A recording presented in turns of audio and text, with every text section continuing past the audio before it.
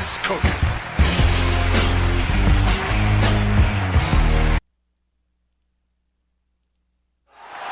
If you smell what the rock is cooking. The rock says, You are now tuned into the Bush Leagues of Talk Radio, right here on the all-new K98 Talk. Good morning. This is Around the Ring here on K98Talk.com. My name is Dave. I'm your host. And, things are, we're bringing this show back, trying to do it once a week, and it's going to be a white-hot mess, to be honest. So we're going to get some new sound effects, a new intro made up soon, and whatnot. But for now, we'll just kind of have some fun with this. So hope everyone's having a great day, and a little bit about the show. This is a show I started a while back with my friend Steve, and just due to scheduling issues, Steve isn't able to join us. He's at work right now, but I decided to go ahead and give it a go, and hopefully it won't suck. So pretty much in the show, we're going to talk about all things pro wrestling, sports entertainment wise, and we'll go kind of through what's going on currently in both the WWE and TNA and Ring of Honor, if anything is real significant happening there, or if I can find out about it. Sometimes finding the shows to actually watch is a challenge. But we'll kind of jump into it. This is we're still a few weeks out of WrestleMania, heading into Extreme Rules, and this week on Raw, we actually had a relatively good show. The Intercontinental Tournament continued with a really good match between Sheamus and Wade Barrett. And then the match between Cesaro and Rob Van Dam, which was pretty disappointing considering Cesaro got disqualified. And poor RVD, man, he's looking old. The poor guy just is starting to look old, and I don't think he's very old at all. I mean, not compared to some of these guys. But that is pretty much what's happening there. Tonight, this is Thursday as I'm broadcasting this. NXT is on tonight. And I've been watching SmackDown a little bit, but really I've gotten, for what used to be this organization's, one of its top shows, it really has gotten kind of bad. The match last week between Batista and Sheamus was good, but it felt just kind of like a mid-card jabroni patrol. It was like, okay, who's going to come out to job to who? And not in a normal, hey, this is a good match, anyone could win kind of way, in a this kind of sucks way. So I don't know if they're just moving away from SmackDown being an important part of the product or what. But going into what all is going on in the WWE, there are a few things. I actually found a few pretty interesting stories online this week. And there's a story about what's going on with CM Punk that I found over at the Inquisitor, which talks about Kevin Nash was saying that he is really basically in a lot of pain, and probably won't be coming back. So that's kind of sad. I would really like to see CM Punk return. Now, one thing that I did find on WWE.com this week, they had a really interesting list of the 50 greatest stars in WCW. And this kind of ties in with some news going on with what's going on with Sting. As Sting it hasn't been officially announced, but he is pretty much signed with the WWE. He's been appearing in the network during the Ultimate Warrior week, and all the tributes to the Ultimate Warrior. He's been part of that whole thing, and it's great to finally get Sting in the WWE for one last send-off. And over on the Bleacher Report, there was an article about who the best candidates be for Sting to face.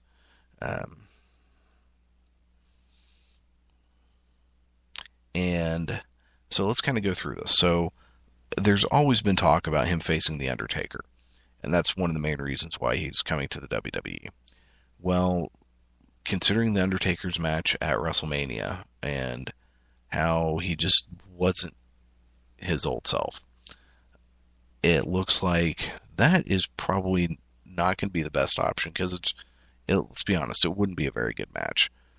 Undertaker is approaching 50, Sting is like 55, 56, and it may not be a very good match. I think honestly what would be better is a setup where, I mean, you set it up with the Ultimate Warrior, or not the Ultimate Warrior, sorry, with the Undertaker, and the Undertaker come out and say, you know what, I'm retiring, I'm done, and that's when Sting comes out and says, no, you're not done yet, and in the midst of them talking, someone interrupts them and attacks, and be a younger person, someone that could really use the rub of being the one to say, hey, I ended Sting's career, and that would be really good. It would be in some ways like when Shawn Michaels defeated Ric Flair to retire Ric Flair before, of course, he went to TNA, but that's a whole other story.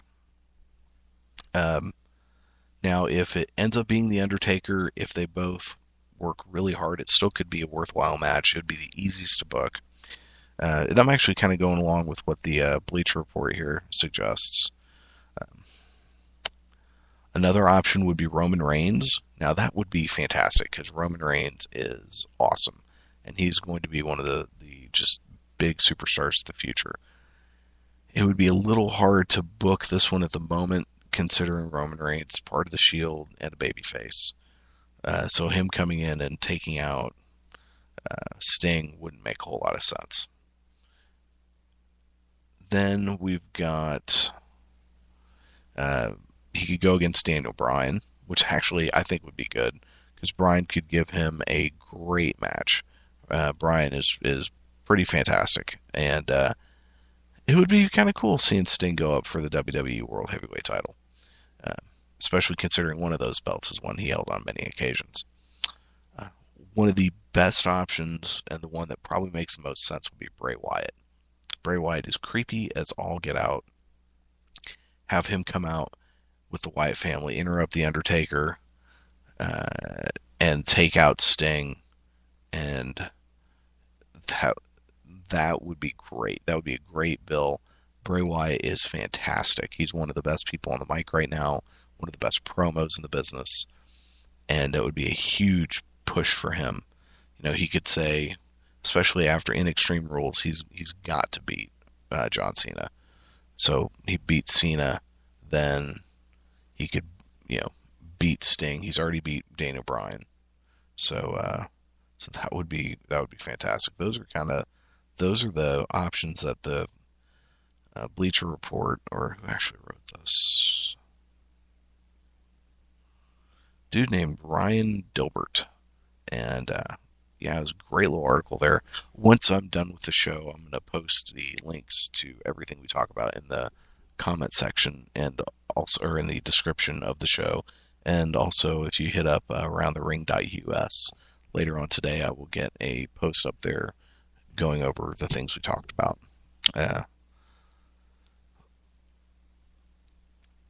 But this kind of goes into this this list I found on WWE.com of the 50 greatest stars in WCW. So I'm just going to kind of go over this list. And now remember, WCW's heritage goes all the way back to the Jim Crockett promotions, which was part of the NWA. And when Turner bought out Crockett, and they inherited the legacy. So WCW took over the legacy of Mid-Atlantic and Jim Crockett Promotions, and thus the NWA. So some of these folks go back to the territory days, and some of them don't. But number 50, we have Jeff Jarrett. I really can't stand Jeff Jarrett, I'll be honest. He's a wannabe Ric Flair, mediocre at best. Number 49, Juventud Guerrera.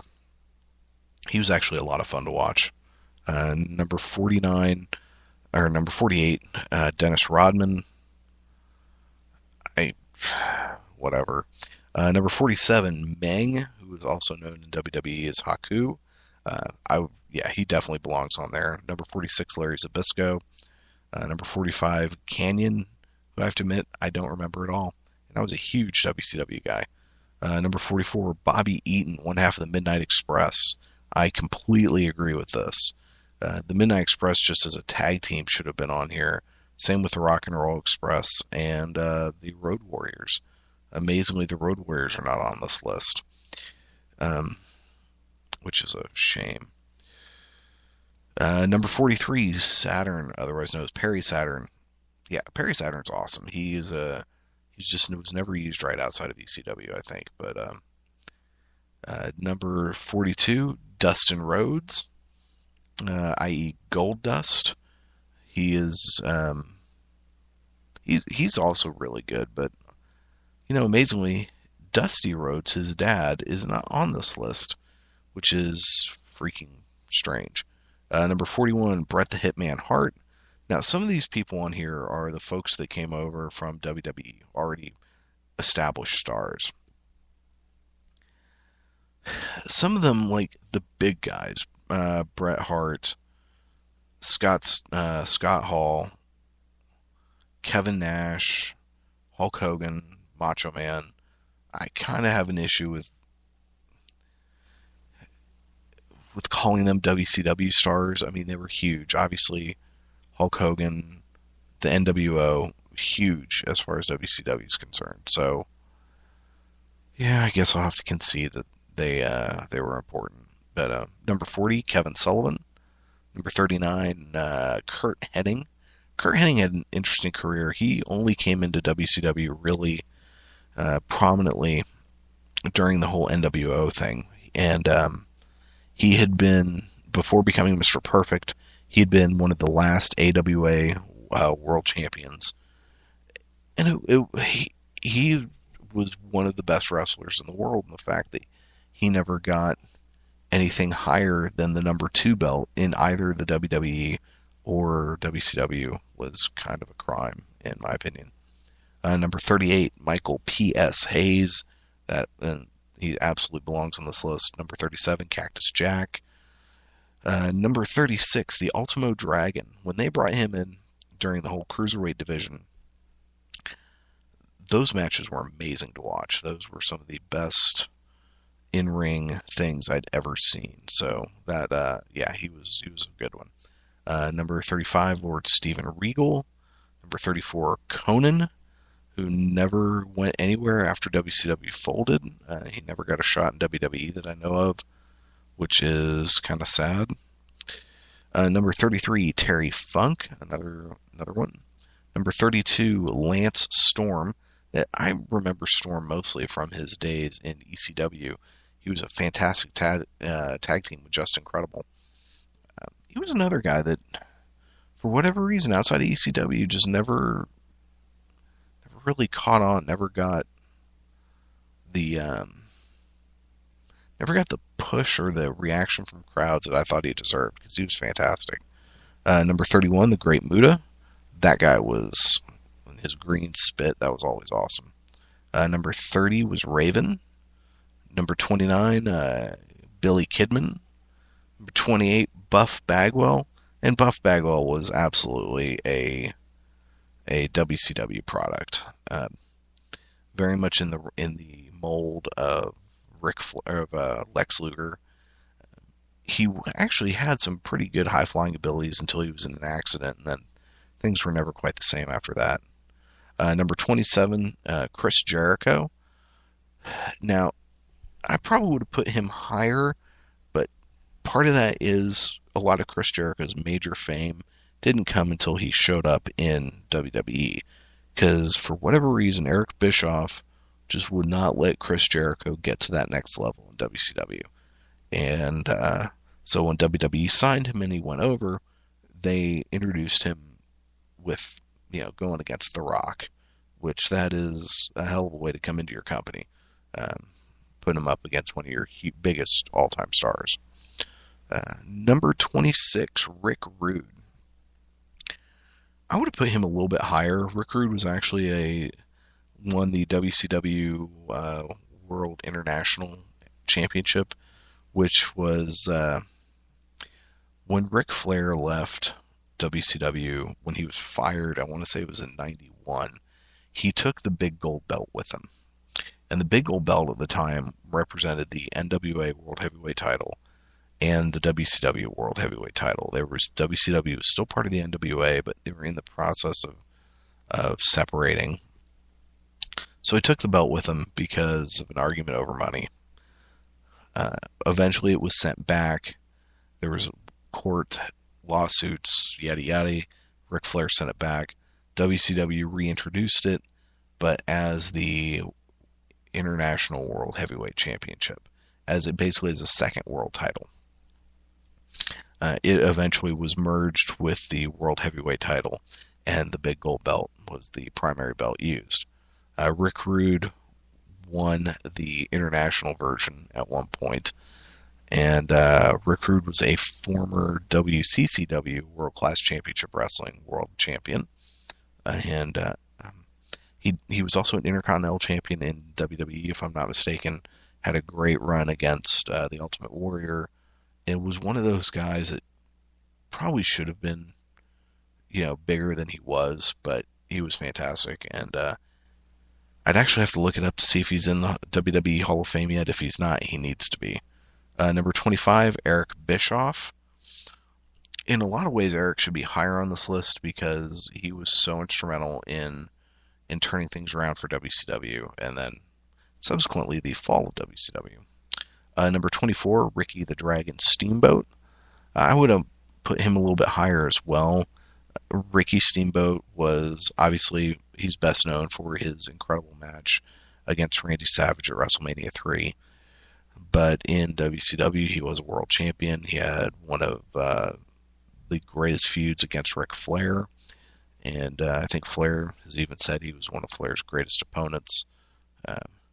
So yeah, Ricky Steamboat, he got the world championship push that he deserved in WWE that he never got. So WCW definitely did him a solid. Number 23, Barry Windham, another classic WCW guy, on and off again, member of the Four Horsemen. I probably would have put him a little bit higher. Number 22, Rey Mysterio. I really enjoyed Mysterio in WCW. High Flyer, it was during the Cruiserweight NWA days. Number 21, Rick Steiner. Another classic WCW guy. Now, the Steiners did go WWE for a while. He and his brother Scott were one of the greatest tag teams ever. Number 20, Brian Pillman. Number 19, The Giant, known today as The Big Show. He was a lot more formidable in the ring back then. He would do stuff off the top rope. And poor guy's just not as impressive as he used to be.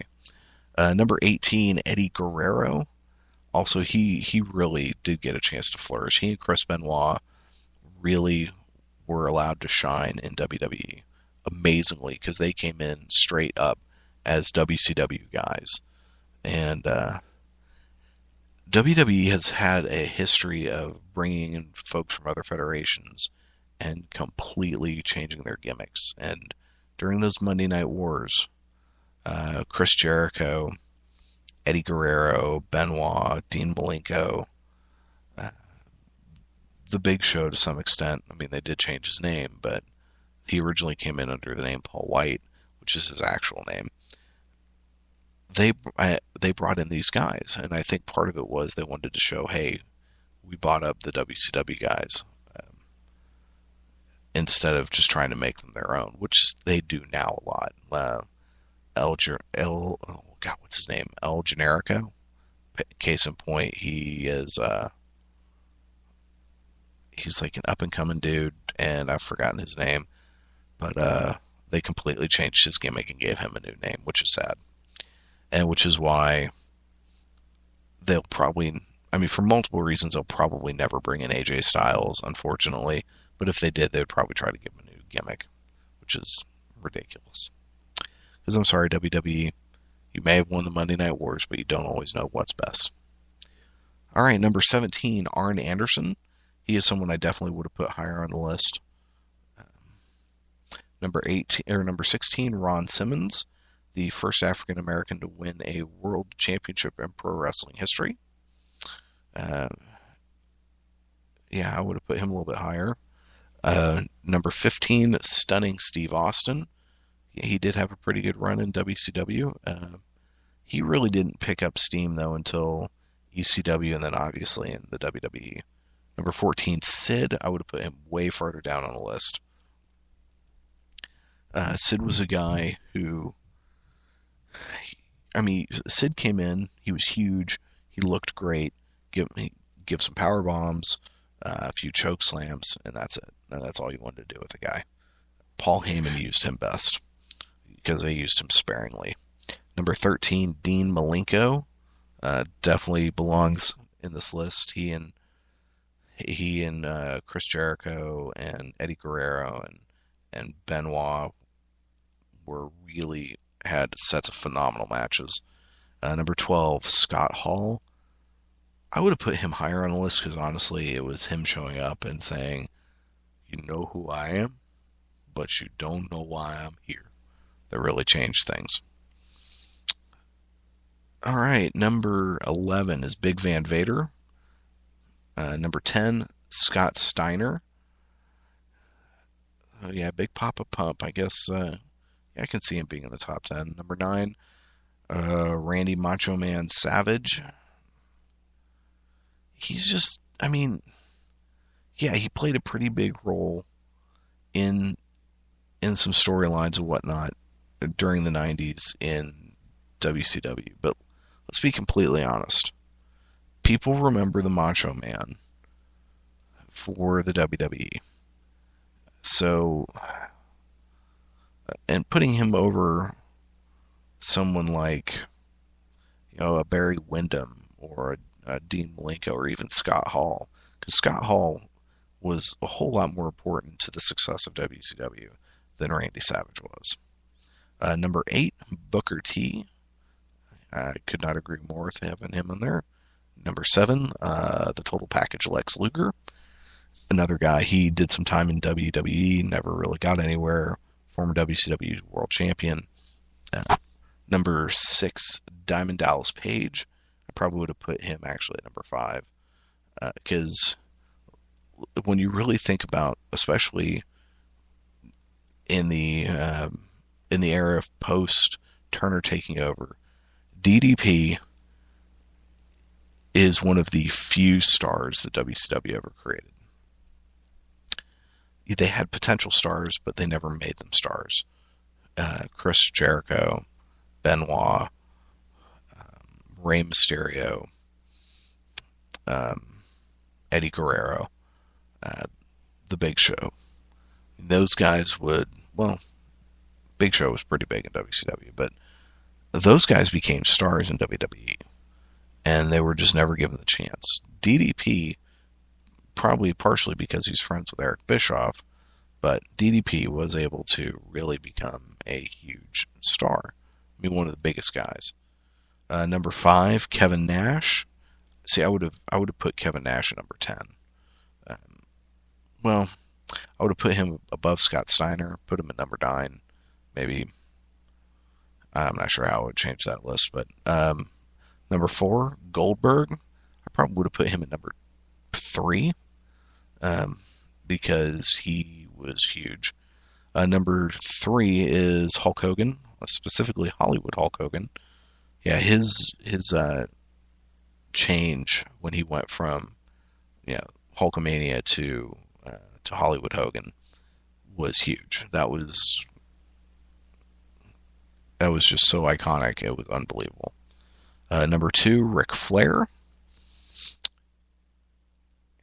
You say WCW. Really, there are 2 names that pop in mind, and one of them is Ric Flair. He held that world title more than anyone else. But even Flair left, and the number 1 is Sting. Sting was WCW more than anyone else. Hell, even Arn Anderson left. The other guy, when you, like, the core WCW guys who were really, truly WCW, Sting, Ric Flair, Arn Anderson. Sting's the only one who never left. So, and let's see, Goldberg, speaking of this list, has talked about a potential return. He apparently had some very informal talks with the nice folks at the WWE, but nothing ever for sure. Apparently, there's been talk about him having a match with Ryback or a program with Ryback. That would be kind of cool, because since they're very, very similar. What else? There are a few other stories.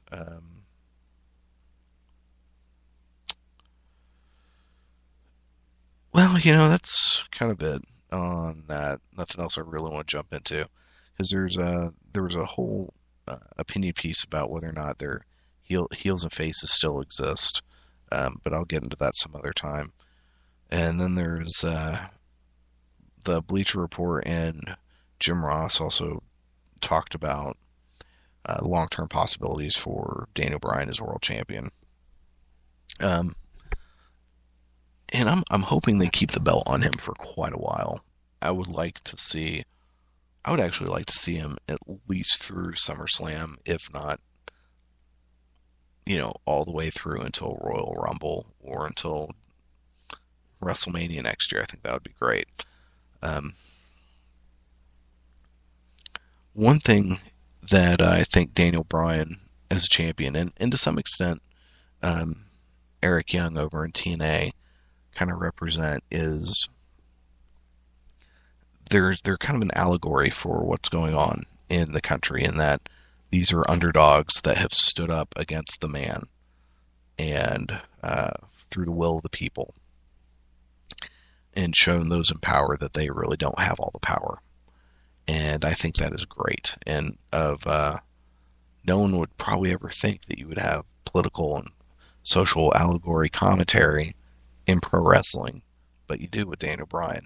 And the great thing about Daniel Bryan is it was so organic. It probably wasn't planned. Excuse me. Meaning that he was not a guy that they created and pushed and wanted people to like. So many superstars or people have come along that the WWE has created and crafted and turned into their idea of what the next big thing should be. And often those people fall on their face. To some extent, John Cena is one that was a complete product of the WWE, but he's been successful because he's got charisma. He's from what everything I could tell, a super nice guy, appreciates what he has in the fans, and let's be honest, he looks amazing. The guy's gorgeous. So, but Daniel Bryan, I think, hit them by surprise, and I want to see him as champion for a long, long time. So since I just brought up Eric Young, we'll go ahead and jump over into talk about what's going on in TNA. Obviously, the big story in TNA is the 2 weeks ago on one of the last live Impact recordings, TNA crowned a new world champion. There was a gauntlet style match, which is basically a Royal Rumble style match with 10 participants. Eric Young won. Eric Young is a dude who's kind of has a nice full long beard, and it's definitely an underdog type character, not your traditional wrestling superstar. And once he won, he said, "Hey, I want the match tonight. I want to do this now. Let's not wait for Sacrifice. Let's not wait for the pay-per-view. Let's do this now." So the TNA champion Magnus, who won the belt from AJ Styles. AJ's last match against Magnus was just kind of a free-for-all, but Magnus has played the character of a true heel champion, and that he does anything possible, cheats like crazy to keep his belt. Well, there were some stipulations in the match, and so he couldn't get any help from anyone. And Eric Young won in what was actually a really, really good match. The following week, Eric defends the title against Abyss, who is shockingly, or not so much shockingly, looks just like Kane. And in a Monsters Ball match, which was basically a hardcore match, they had all sorts of crazy weapons. And it was a really good match. There was a brutal moment where Eric Young was chokeslammed into a bunch of tacks, and it looked so painful. But that was a good match, very convincing win. And Eric Young seems, from everything I can tell, like a super, super nice guy. In fact, there's a quote from him, because there's been all this talk about, TNA ripping off WWE and bringing in Eric Young as the champion to try to be like Daniel Bryan. And, it's certainly the comparison is understandable. So let's see here. Let me find that quote. One moment, please.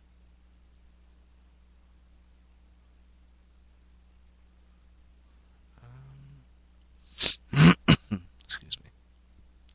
Man, where did it go?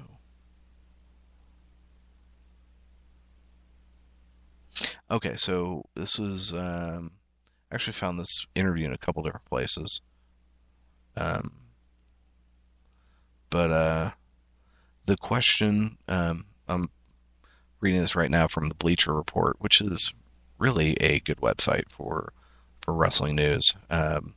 Interviewer Donald Wood, unfortunate name there. There have been comparisons between your championship victory and Daniel Bryan's in WWE at WrestleMania, since you both won 2 matches in one night and have a super sweet beard. What are your thoughts on the comparisons? And this is what Eric Young said. And I think this is a fantastic answer. I definitely see the comparisons. Like you said, we both have sweet beards. We both won 2 matches. We're both World Heavyweight Champion. And I don't think either of us are prototypical champions. That's what makes us special. Anytime someone wants to make a comparison between me and Daniel Bryan, go ahead and knock yourself out. He's a super talented guy. I never met him personally, but I know lots of guys that know him, and he's a nice guy. I listened to his interview on Steve Austin's podcast, and he sounds like he's a cool dude.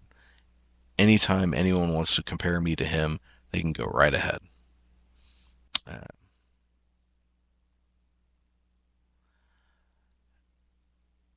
I think that's awesome. He's taken it and he's run with it.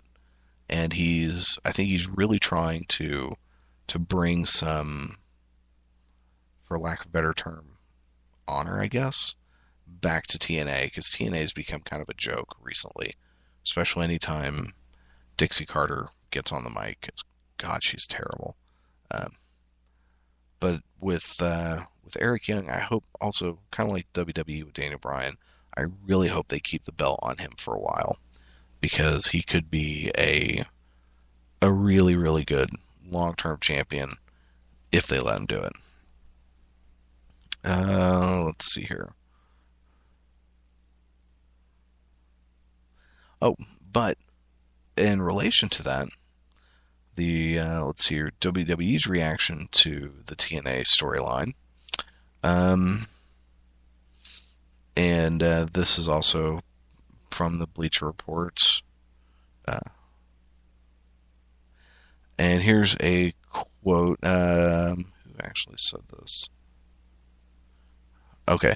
Unsurprisingly, people in the WWE have taken note of the angle as well, though per Brian Alvarez in this week's subscribers only F4W newsletter, they aren't upset. In fact, everyone there seems to be faintly bemused by the turn of events. Quote, as you'd expect, everyone in WWE is incredibly amused by TNA putting the title on Eric Young in a knockoff of Daniel Bryan at WrestleMania. Nobody has any problem with Eric Young as a worker or a person as much as they think the booking is ridiculous. End quote. And a lot of reactions I've seen, people are just kind of, they think the booking is crazy. When they really think about Eric Young as champion, I don't think a whole lot of people have an issue with it. And also, so far from what I've seen in watching Impact, he's been great. He's actually been one of the few things on that show that is enjoyable, because poor TNA, they are just, I don't know if it's just they're run by complete idiots or what, but they're really having a hard time not only competing, but just putting out a decent product. And I think Eric Young's going to be a great ambassador for them. So, hey, more power to him. I hope he keeps it up, because they've lost, I mean, with Jeff Hardy doing this really stupid Willow thing, which is just god-awful and cringeworthy. And then you've got, I mean, they've lost Sting, Hulk Hogan, Ric Flair, and most importantly, AJ Styles, along with some others. They're really kind of in a mode of rebuilding. And I think Eric Young, a guy who's been there since day one, a guy who, just like Daniel Bryan, is just a man of the people. And, we need that in this day and age. Whether it's in our pro wrestling, whether it's in our, political life, we need folks standing up who are just regular, everyday folks. So, yeah, professional wrestling doesn't change the world, but it's really nice to see some average dudes, some regular, just Joe Blows, getting the top spot. There is concern that TNA is not doing well financially. Dixie Carter is pretty much running that company into the ground.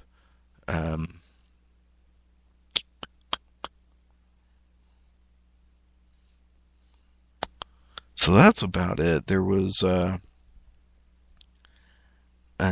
jump into a couple of other things. Not a whole lot that I know of going on right now in Ring of Honor. I haven't really been able to watch their show recently. Let me see if they have a new episode on TV or on their website. One thing I really hope with the WWE network, I hope that shows other organizations that they can be successful without necessarily needing traditional television. I think if a company like Ring of Honor or even TNA could get deals with maybe Hulu or Netflix or Amazon Prime to show their programs, I think that would be a big boost. Hulu would be probably a stretch, since they have that exclusive deal with the WWE to play Raw, SmackDown, and Superstars and NXT, even though the version of Raw that they play is only an hour and a half, which that happens to be the one I watch. The one thing Ring of Honor really does have going for them, besides a lot of upcoming talent, is they have AJ Styles now. And assuming at some point he will get a shot at their world title, and hopefully he'll win it. So that would be really cool. I still think WWE needs to sign him, and I'm relatively new to AJ Styles and his career, but he is just kind of amazing to watch. One other last thing before we kind of sign off for today in this semi-re-inaugural broadcast of Around the Ring. Jeff Jarrett is working on a new wrestling organization called Global Force Wrestling, or GFW, which, okay, that's a terrible name. I forgot to mention this with TNA. TNA is one of the worst names ever for a wrestling organization. It's horrible. Global Force Wrestling might be worse. Truly might be worse. And I have zero faith in Jeff Jarrett and his ability. Yeah, he did some things with TNA to make TNA viable for a while. And in the ring he wasn't terrible. His promos kind of sucked. You know what? No, actually, just overall, I mean, I'm sure he's a nice dude and all. I really have no positive opinions about Jeff Jarrett. And his idea, he sent out a press release talking about how he thinks this is the time for a new wrestling boom. I think is crazy. Right now, there is really... I can't imagine there being a boom, because if nothing else, the environment isn't for it. We've got the WWE, which pushes their own product. They've got their own... Yeah, they build everything from the bottom up. And if you're not one of their people, then yeah, they don't care. So yeah, for there to be a boom, you really need competition, and there isn't any real competition unless Jeff Jarrett has learned from every single mistake he has made with TNA. Global Force Wrestling is not going to be the boom.